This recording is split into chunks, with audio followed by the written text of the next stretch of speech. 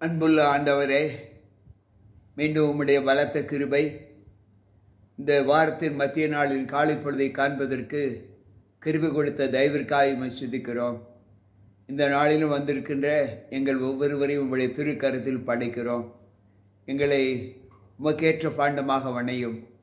உம்முடைய நல்ல வார்த்தைகளை கேட்பதற்கு எங்களை ஆண்டவரை பலப்படுத்தி உம்முடைய ராஜ்யத்தின் வருகையிலே நாங்கள் உகந்தவர்களாக காணப்பட எங்களை ஏற்றுக்கொள்ளும். மீட்பர் இயேசு கிறிஸ்துவின் நாமத்தில் ஜெபிக்கிறேன் நல்ல பிதாவே, ஆமென்.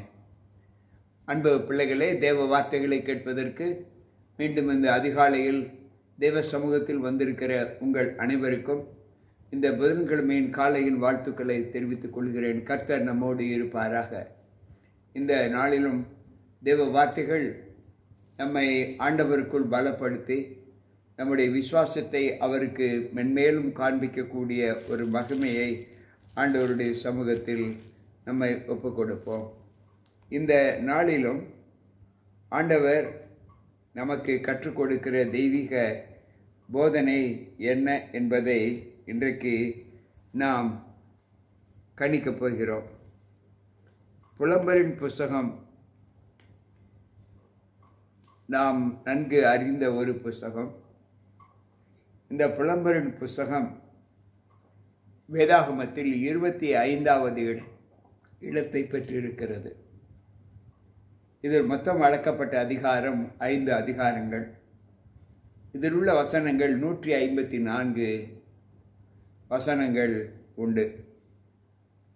இந்த புஸ்தகத்தை எழுதியவர் எரேமியா தீர்க்கதரிசி. இவருக்கு புலம்பலின் தீர்க்கதரிசி என்ற ஒரு பெயரும் சுட்டிக்காண்பிக்கப்படுகிறது. இவர் இந்த புஸ்தகத்தை, புலம்பலின் புஸ்தகத்தை அவர் எழுதும்போது அவருடைய மனம் ஆண்டவரை சார்ந்து இருந்தது. அவர் எப்படியெல்லாம் விசுவாச பிள்ளைகளாக நாம் ஜெபிக்க வேண்டுமோ அப்படியெல்லாம் ஜெபிக்க வேண்டும். எதையெல்லாம் நாம் செய்யக்கூடாதோ அதையெல்லாம் நாம் செய்யாமல் இருக்க வேண்டும் என்பதை கண்டித்து உணர்த்துகிற ஒரு அதிகாரம். இங்கு ஆண்டவருடைய தொழுகையிலே மக்கள் எப்படி தொழுது கொண்டு இருக்கிறார்கள், தேவ ஆலயத்தில் மக்களுடைய தொழுகை எப்படி காணப்படுகிறது என்பதை இன்றைக்கு ஆண்டவர் அவர் சொல்லுகிறார். புலம்பல் 2வது அதிகாரம் 7வது வசனத்தில் ஆண்டவர் தமது பலிபீடத்தை ஒழித்து விட்டார், தமது பரிசுத்த ஸ்தலத்தை வெறுத்து விட்டார், அதனுடைய அரண்களில் மதில்களை சத்துருவின் கையில் ஒப்பு கொடுத்தார். பண்டிகை நாளில் ஆரவாரம் பண்ணுகிறது போல கர்த்தருடைய ஆலயத்தில் ஆரவாரம் பண்ணினார்கள். தேவனுடைய பரிசுத்த ஆலயம் அவர் தங்கும் இடம் என்பதை ஆண்டவர் சொல்லி இருக்கிறார். அந்த ஆலயத்தை குறித்து அவர் சொல்லும்போது அவர்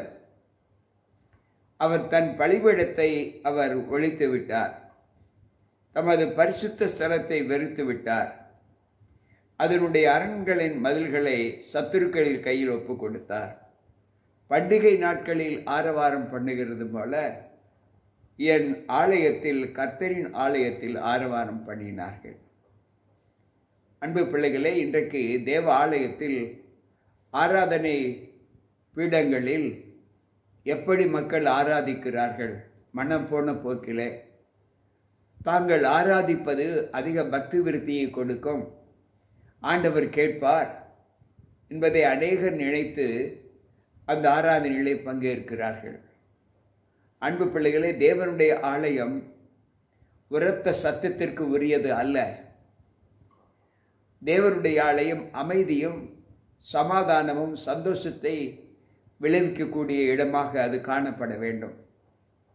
வருத்தத்தோடு வருகிற பிள்ளைகளுக்கு ஆறுதலை கொடுக்கக்கூடியதாகவும், சங்கடங்களிலும் துன்பங்களிலும் அகப்பட்டு கொண்டிருக்கிற பிள்ளைகளுக்கு சமாதானத்தை கொடுக்கக்கூடியதாகவும் அந்த ஆராதனை காணப்பட வேண்டும். மாறாக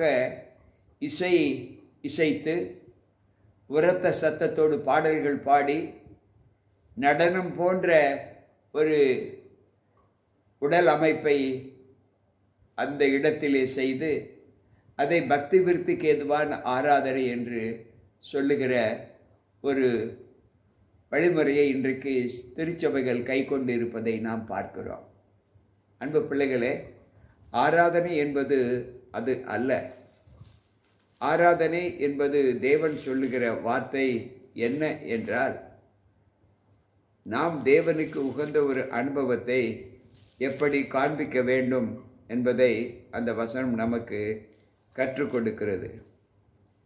அன்பு பிள்ளைகளே, நாம் சற்று தேவ சமூகத்தில் நம்முடைய பலவீனங்களிலிருந்து நாம் விடுதலை பெற வேண்டும் என்றால் நாம் செய்ய வேண்டிய அனுகூலம் என்ன என்பதை சற்று யோசித்து பார்ப்போம். ஆவியானவர் சொல்லுகிற வார்த்தை, நாம் அமைதலுள்ள ஒரு ஆராதனையிலே நாம் பங்கேற்க வேண்டும்.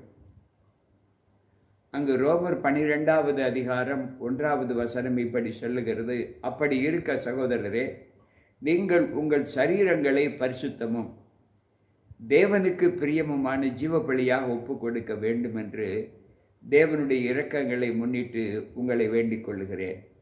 இதுவே நீங்கள் செய்யத்தக்க புத்தியுள்ள ஆராதனை. ஆராதனை என்பது நடனத்தோடும் கேலி கூத்துக்களோடும் செய்யக்கூடியது அல்ல. ஏற்கனவே பலிபீடத்தை ஒழித்து விட்டேன் என்று புலம்பல் சொல்வதை நாம் வாசித்தோம் எரேமியாவின் புத்தகத்தில். அப்படி இருக்கும்போது நம்முடைய ஆராதனை பீடங்கள், ஆராதனை வழிபாடுகள் எப்படி இருக்க வேண்டும் என்றால், பிரியமுள்ள ஜீவபலியாக ஒப்பு கொடுக்க வேண்டும் என்று தேவனுடைய இரக்கங்களை முன்னிட்டு உங்களை வேண்டிக் கொள்கிறேன். நாம் தேவ சமூகத்தில் ஆராதிக்க செல்லும் போது நம்முடைய சரீரம் ஜீவபலியாக பரிசுத்தமல்ல சரீரமாக மாற்றப்பட்டிருக்க வேண்டும். அதிலும் ஜீவபலியாக நம்மை ஒப்பு கொடுப்பதற்கு ஆயத்தமாக இருக்க வேண்டும். இதைத்தான் நாம் புத்தியுள்ள ஆராதனை என்று சொல்ல வேண்டும் என்று ரோமர் 12:1 நாம் வாசிக்கிறோம். மேலும் அவர் சொல்லுகிற வார்த்தை என்னவென்றால், புலம்பல் 2:19 எழுந்திரு, ராத்திரியில் முதற்சாமத்தில் கூப்பிடு, ஆண்டவரின் சமூகத்தில் உன் இருதயத்தை தண்ணீரைப் போல ஊற்றிவிடு. எல்லா தெருக்களின் முனைகளிலும் பசியினால் மூர்ச்சித்து போகிற உன் குழந்தைகளின் பிராணனுக்காக உன் கைகளை அவரிடத்திற்கு ஏறிடு என்று சொல்லுகிறார். நாம் தேவனுடைய சமூகத்தில் ஜெபிக்க வேண்டிய ஒரு தன்மை யாருக்காக என்றால், நீ ராத்திரியில் முதற்சாமத்தில் ஆண்டவரை நோக்கி கூப்பிடு, ஆண்டவரின் சமூகத்தில் உன் இருதயத்தை தண்ணீரை போல ஊற்றிவிடு. அன்பு பிள்ளைகளே, ராத்திரியின் முதற்சாமம் என்ன? சற்று யோசிப்போம். இன்றைக்கு நம்முடைய வாழ்க்கையில் நாம் ஆண்டவரோடு ஜீவிக்கிற அந்த ஜீவிதத்தில் தேவனை எப்பொழுதெல்லாம் கூப்பிடுகிறோம்? தாவீது 7 முறை ஆண்டவரை நோக்கி கூப்பிட்டான். குறித்த ஜாமத்தில் அவருடைய வசனங்களை தியானிப்பதற்கு தாவீதுடைய கண்கள் விழித்து கொண்டது என்று சங்கீதக்காரர் சொல்லுகிறார். அன்பு பிள்ளைகளை, இன்றைக்கு நாம் தேவனை நோக்கி பிரார்த்திக்கிற ஒரு அனுபவம் நம்முடைய கண்களுக்கு எப்பொழுது அந்த விழிப்பை கொடுக்கிறது? நாம எழுந்திருக்கிறோமா, அல்லது நம்மை எழுப்புகிற ஒரு சப்தத்தை நிமித்தம் நாம் எழுப்புகிறோமா? அன்பு பிள்ளைகளை, குறித்த ஜாமத்தில், அதாவது நாம் தேவனை நோக்கி விண்ணப்பம் செய்யக்கூடிய ஜாமம் முதல் ஜாமம், ராத்திரி முதல் ஜாமத்தில் உன் தேவனை நோக்கி கூப்பிடு என்று சொல்லுகிறார். உன் இருதயத்தை தண்ணீரை போல ஊற்றிவிடு. அன்னாள் தனக்கு குழந்தை இல்லை என்று சொல்லும்போது அவள் தேவ ஆலயத்தில் சென்று தேவனை நோக்கி தன் இருதயத்தை தண்ணீரை போல ஊற்றிவிட்டாள் என்று வேதம் சொல்லுகிறது. 1 சாமுவேல் புத்தகம் 1வது அதிகாரத்திலே இந்த வாக்கியத்தை வாசிக்கலாம். நம் இருதயத்தை தண்ணீரை போல ஊற்றிவிட வேண்டும். நாம் தண்ணீரை எப்படி செலவழிக்கிறோம், அதை போல தேவ சமூகத்தில் நம் இருதயத்தை ஊற்றிவிட வேண்டும். பின்பு நாம் யாருக்காக ஜெபிக்க வேண்டும் என்றால் இங்கு ஆண்டவர் சொல்லுகிறார், உன் பிள்ளைகளுக்காக, உன் தெருக்களின் முனையில் பசியாயிருந்து கட்சிக்கிற மூச்சித்து போகிற பிள்ளைகளுக்காக, உன் குழந்தைகளின் பிராணனுக்காக நீ தேவனை நோக்கி முறையிடு என்று சொல்லுகிறார். அன்பு பிள்ளைகளே, சற்று யோசிப்போம். நம்முடைய வாழ்க்கை நாம் யாருக்காக முறையிட வேண்டும்? எசேக்கியேல் தீர்க்கதரிசன புஸ்தகம் 9வது அதிகாரம் 4வது வசனம் சொல்லுகிறது, கர்த்தர் அவனை நோக்கி, நீ எருசலேம் நகரம் எங்கும் உருவப் போய் அதற்குள்ளே செய்யப்படுகிற சகல அருவருப்புகளை நிமித்தம் பெருமூச்சு விட்டு அழுது மனுஷர் நெற்றிகளில் அடையாளம் போடு என்றார். அன்பு பிள்ளைகளே, ஆண்டவர் சொல்லுகிறார், எருசலேமிலே நீ போய் நீ நகரம் முழுவதும் எங்கு உருவப் போய் அதற்குள்ளே செய்யப்படுகிற அருவருப்புகளை குறித்தும் பெருமூச்சு விட்டு அழுகிற பிள்ளைகளின் நெற்றியிலே நீ அடையாளம் போடு என்று சொல்லுகிறார். தேவ ஆலயத்தில் மக்கள் தேவனை நோக்கி பிரார்த்திக்காமல் ஒரு துன்மார்க்கமான செயலில் ஈடுபட்டு கொண்டிருக்கிற அந்த மக்களை பார்த்து அழுகிற பிள்ளைகள் நெற்றிகளிலே அடையாளம் போடு என்று சொல்லுகிறார். அன்பு பிள்ளைகளே, சற்று யோசிப்போம். நம்முடைய வாழ்க்கையில் நாம் தேவ சமூகத்தில் எப்படியெல்லாம் நம்முடைய ஜீவிதத்தை ஆண்டவருடைய கரத்தில் ஒப்பு கொடுத்திருக்கிறோம் என்பதை யோசித்து பார். அன்பு பிள்ளைகளே, நாம் நிர்மூலமாகாது இருக்கிறது அவருடைய சுத்த கிருபை. அவருடைய இரக்கங்களுக்கு முடிவு இல்லை. அவைகள் காலைதோறும் புதியவைகள், உமது உண்மை பெரிதாய் இருக்கிறது. அன்பு ஆண்டவர் சொல்லுகிற வார்த்தை, நாம் நிர்மூலமாகாது இருக்கிறது அவருடைய சுத்த கிருபை. அவருடைய இரக்கங்களுக்கு முடிவு இல்லை. நம்முடைய வாழ்க்கையில் நாம் எதை செய்தாலும் அந்த அனுபவத்தை நாம் தேவ சமூகத்தில் எப்படி செய்ய வேண்டும் என்பதை ஆண்டவர் நமக்கு கற்றுக் கொடுக்கிறார். அவரை அண்டி ஜீவிக்கிற பிள்ளைகளுக்கு ஒரு நாளும் இடரல் இல்லை. புலம்பல் 3:22 சொல்லுகிறது, நாம் நிர்மூலமாகாது இருக்கிறது அவருடைய சுத்த கிருபை. அவைகள் காலைதோறும் புதியவைகள், உமது நன்மை பெரிதாய் இருக்கிறது. ஆண்டவர் சொல்லுகிற வார்த்தை, தமக்கு காத்திருக்கிறவர்களுக்கும் தம்முடைய ஆத்துமாவுக்கு காத்திருக்கிறவர்களையும் ஆண்டவர் நேசிக்கிறார். அவர்களுக்கு அவர் நல்லவராக இருக்கிறார். புலம்பல் 3:25 வாசிப்போம் என்றால், தமக்கு காத்திருக்கிறவர்களுக்கும் தம்மை தேடுகிற ஆத்துமாக்களுக்கும் கர்த்தர் நல்லவர். 73வது சங்கீதம் 1வது வசனம் சொல்லுகிறது, இங்கு கர்த்தர் எல்லோருக்கும் நல்லவராக இருக்கிறார். கர்த்தர் நல்லவர் என்பதை ருசித்து பாருங்கள் என்று சொன்ன அந்த வாக்கியத்திற்கு இணங்க இங்கு ஆண்டவர் எல்லோருக்கும் நல்லவராக இருக்கிறார். கர்த்தர் நல்லவர் என்பதை ருசித்து பாருங்கள் என்று இந்த வார்த்தை நமக்கு சொல்லுகிறது. எனக்கு அன்பான தேவ பிள்ளைகளே, சுத்த இருதயமுள்ள இஸ்ரவேலருக்கு கர்த்தர் நல்லவராக இருக்கிறார். யாரெல்லாம் சுத்த இருதயத்தோடு தேவர் சமூகத்தில் இருக்கிறார்களோ அவர்களுக்கு கர்த்தர் நல்லவர் என்று இந்த வேதம் சொல்லுகிறது. இன்றைக்கு நம்முடைய வாழ்க்கையில் நாம் தேவனை நோக்கி கூப்பிடுகிற அனுபவம் எப்படிப்பட்டு இருக்கிறது என்பதை யோசித்து பார்ப்போம். அங்கு புலம்பல் 3வது அதிகாரம் 8வது வசனம் சொல்லுகிறது, நான் சத்தமிட்டு கூப்பிட்டாலும் என் ஜெபத்திற்கு வழியை அடைத்து போட்டீர். நான் எவ்வளவு சத்தமிட்டு கூப்பிட்டாலும் என் ஜெபத்திற்கு உம்முடைய வழியை அடைத்து போட்டீர் என்று சங்கீதக்காரர் புலம்பல் 3:8 சொல்லுகிறார். அன்பு பிள்ளைகளே, ஏன் ஆண்டவர் அப்படி சொல்லுகிறார்? சத்தமிட்டு கூப்பிடு என்று தானே சொல்லுகிறார். ஆனால் இங்கு சத்தமிட்டு கூப்பிட்டாலும் நான் என் வழியை உனக்கு அடைத்து போடுவேன் என்று சொல்லுகிறார்.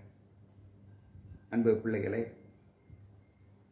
இது நிமித்தம் தேவனுடைய கரம் நம்மை எப்படி பலவீனத்திற்கு ஒப்பு கொடுக்கிறது. அப்படியே ஆண்டவர் நமக்கு பலவீனங்களை கொடுத்தாலும் அவர் சஞ்சலப்படுத்தினாலும் தமது மிகுந்த கிருபையினால் அவர் இறங்குவார் என்று புலம்பல் 3:32 சொல்லுகிறது. அவர் மனப்பூர்வமாய் மனுபுத்திரனை சிறுமைப்படுத்தி சஞ்சலப்படுத்துகிறது இல்லை. அவர் வேண்டுமென்றே நம்மை சஞ்சலப்படுத்தி துன்பப்படுத்துகிற தேவன் அல்ல. நாம் எல்லா நிலைகளிலும் நம்ம தேவனுக்கு சாட்சியாக நாம் வாழ்கின்ற அந்த வாழ்க்கை தேவனோடு இசைந்திருக்கிற ஒரு அனுபவத்தை நாம் பெற்றிருக்கிறோம் என்பதை ஆண்டவர் நமக்கு கற்றுக் கொடுக்கிறார். அன்பு பிள்ளைகளே, சற்று யோசித்து பார்ப்போம். தேவன் நம்மை சஞ்சலப்படுத்தி சந்தோஷப்படுத்துகிற தேவன் அல்ல. நாம் எல்லா நிலைகளிலும் ஆண்டவருக்கு உயர்ந்த ஒரு மகிமையை செலுத்த வேண்டும் என்றுதான் ஆண்டவர் நமக்கு கற்றுக் கொடுக்கிறார். 90வது சங்கீதம் 15வது வசனம் சொல்லுகிறது, தேவரீர் எங்களை சிறுமைப்படுத்தின நாட்களுக்கும் நாங்கள் துன்பத்தை கண்ட வருஷங்களுக்கும் சரியாக எங்களை மகிழ்ச்சியாக்கும். நாங்கள் சிறுமைப்பட்ட நாட்களுக்கும் நாங்கள் துன்பத்தை கண்ட வருஷங்களுக்கும் சரியாக எங்களை பலப்படுத்தும் என்று அங்கே சங்கீதக்காரர் பாடுகிறார். கேட்டுக்கொண்டிருக்கிற அன்பான தேவ பிள்ளைகளே, நாம் நம்முடைய காலங்களில் தேவனோடு இசைந்திருக்கிற ஒரு அனுபவத்தை நாம் பார்க்கும்போது 68வது சங்கீதம் 19வது வசனம் சொல்லுகிறது, என்னாலும் ஆண்டவருக்கு ஸ்தோத்திரம் உண்டாவதாக, நம்மேல் பாரம் சுமத்தினாலும் நம்மை ரட்சிக்கிற தேவன் அவரே. நம்மேல் பாரம் சுமத்தினாலும் நம்மை ரட்சிக்கிற தேவன் அவரே. அன்பு பிள்ளைகளே, ஆண்டவர் சொல்லுகிற வார்த்தை சற்று யோசித்து பார்ப்போம். அவர் மனுபுத்திரனை மனப்பூர்வமாய் அவர் சிறுமைப்படுத்தி சஞ்சலப்படுத்துகிறது இல்லை. நம்முடைய தேவன் அவ்வளவு கொடு நெஞ்சமுள்ள தேவன் அல்ல. எல்லோரும் என்னிடத்தில் வாருங்கள், வருத்தப்பட்டு பாரம் சுமக்கிறவர்களே நீங்கள் எல்லோரும் என்னிடத்தில் வாருங்கள் என்றுதான் அவர் அறைகூவுகிறார். ஆனால் நாம் அவரிடத்தில் சென்று எந்த அனுபவத்தை பெற்றிருக்கிறோம் என்பதை யோசித்து பார்ப்போம். நாம் நம்முடைய வழிகளை சோதித்து ஆராய்ந்து கர்த்தரிடத்தில் திரும்ப கடவோம். நாம் நம்முடைய கைகளோடு கூட நம்முடைய இருதயத்தையும் பரலோகத்தில் இருக்கிற தேவனிடத்திற்கு ஏறெடுக்க கடவோம். அன்பு பிள்ளைகளே, நாம் துன்பப்படுகிற காலங்களில் நமக்கு வரக்கூடிய இக்கட்டுகள் நம்மை சூழ்ந்து இருக்கும்போது நாம் நம்முடைய வழிகளை ஆராய்ந்து பார்க்கிற ஒரு அனுபவத்தை பெற்றிருக்க வேண்டும். நாம் நம்முடைய கைகளோடு கூட நம்முடைய இருதயத்தையும் பரலோகத்தில் இருக்கிற தேவனிடத்திற்கு ஏறெடுக்க கடவோம் என்று ஆண்டவர் சொல்லுகிறார். இன்றைக்கு நம்முடைய ஜீவிதம் நம்மை எந்த அளவிற்கு தேவ சமூகத்தில் ஈர்க்கிறது? உயிருள்ள மனுஷன் முறையிடுவானேன், நான் என் பாவத்துக்கு வரும் தண்டனையை குறித்து முறையிடுகிறது என்ன? நாம் தவறுகள் செய்துவிட்டு தேவ சமூகத்தில் அவர் சிட்சிக்கும் போது நாம் அதை குறித்து வருத்தப்படுவது எதற்காக வருத்தப்படுகிறோம்? நம்முடைய வேதனைகளை நிமித்தம் நாம் துக்கப்படுவதற்கு என்ன காரணம்? நாம் தான் தவறு செய்தோம், அந்த தவற்றிலிருந்து நாம் நம்மை விடுவித்துக் கொள்ள வேண்டும் என்பதை மட்டுமே ஆண்டவர் நம்மிடத்தில் எதிர்பார்க்கிறார். புலம்பல் 3வது அதிகாரம் 39, 40, 41 வசனங்களே இந்த வாசகத்தை நாம் வாசிக்கலாம். கேட்டுக்கொண்டிருக்கிற அன்பான தேவ பிள்ளைகளே, இன்றைக்கு நாம் தேவ சமூகத்தில் எப்படிப்பட்ட ஆராதனையிலே நாம் பங்கேற்க வேண்டும் என்பதை ஆண்டவர் நமக்கு சுட்டி காண்பிக்கிறார். காலையில் எழுந்து தேவ சமூகத்தில் நாம் ஆண்டவரை துதித்து பாடுகிற ஒரு அனுபவம் எவ்வளவு அமைதியாக இருக்க வேண்டும்.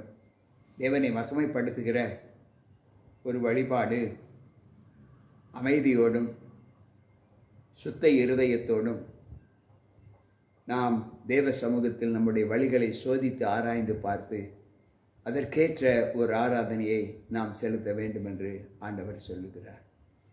எனவே இந்த நாளில் நாம் கற்றுக்கொண்ட சத்தியங்கள் தேவனுக்கு மகிமை கொடுக்கக்கூடியதாய் மட்டுமே காணப்பட வேண்டுமே தவிர நாம் மிகுந்த ஆரவாரத்தோடும் சப்தத்தோடும் உரத்த குரலோடும் தேவ சமூகத்தில் நோக்கி ஜெபிக்கும் போதெல்லாம் நாம் நன்மை செய்கிறோம் என்பதை நாம் நினைக்கிறோம்.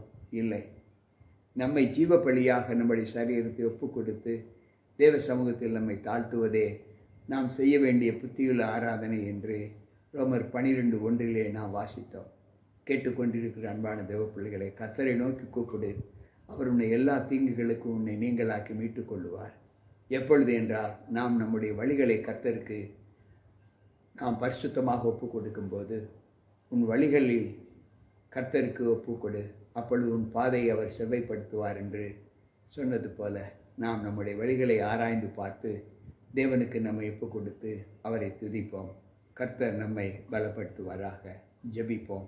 அன்புள்ள ஆண்டவரே, உம்முடைய வார்த்தைகளை கேட்ட எங்கள் ஒவ்வொருவருக்குள்ளும் உம்முடைய கிருபை தங்கி பாதுகாத்து கொள்ள என் தேவன் அருள் புரியும். இந்த மத்திய நாளின் காலை வேளையிலும் உம்முடைய சமூகத்திலே நாங்கள் எப்படி ஆரவாரம் செய்வது, தேவனுடைய ஆலயத்தை எப்படி நாங்கள் நல்ல பரிசுத்தமுள்ள பலிபீடமாக மாற்றுவது என்பதை கற்று அறிந்து கொண்டோம். இனிமேல் தேவனுடைய ஆலயம் ஒரு பண்டிகை நாட்களில் இருப்பது போல நாங்கள் செய்யாதபடி எங்களை காத்துக்கொள்ளும். கேட்டுக்கொண்டிருக்கிற ஒவ்வொரு பிள்ளைகளோடு உம்முடைய கிருபை இருந்து இந்த நாளின் ஆசீர்வாதத்தை முழுமையுமாக பிள்ளைகள் பெற்றுக்கொள்ளவும், பிள்ளைகள் செய்கின்ற சகல பணிகளையும், அவர்கள் பயணிக்கிற சகல பயணங்களையும் கர்த்தர் ஆசீர்வதித்து பலப்படுத்தும். துதி கன மகிமை எல்லாவற்றையும் உடைய திருப்பாதத்தில் ஒப்புக் கொடுக்கிறோம். தொழில் துவங்குகிற பிள்ளைகளோடும், ஆண்டவரை அலுவலகங்களுக்கு செல்லக்கூடிய பிள்ளைகளோடும் உடைய கிருபை இருந்து, ஆண்டவரை உம்முடைய நாம மகிமைக்கென்று பிள்ளைகளை பலப்படுத்தி காத்துக்கொள்ள கர்த்தர் கிருபை செய்யும். மீட்பர் இயேசு கிறிஸ்துவின் நாமத்தில் ஜெபிக்கிறேன் நல்ல பிதாவே, ஆமென். அன்பு பிள்ளைகளே, கேட்ட வார்த்தைகள் உங்களுக்கு பிரயோஜனமாக இருக்கும் என்று கர்த்தருக்குள் நம்புகிறேன். மீண்டும் நாளை சந்திப்போம். உங்கள் போதகர் ஜி.கே. ராபர்ட். கர்த்தர் நம்மோடு இருப்பாராக. ஆமென்.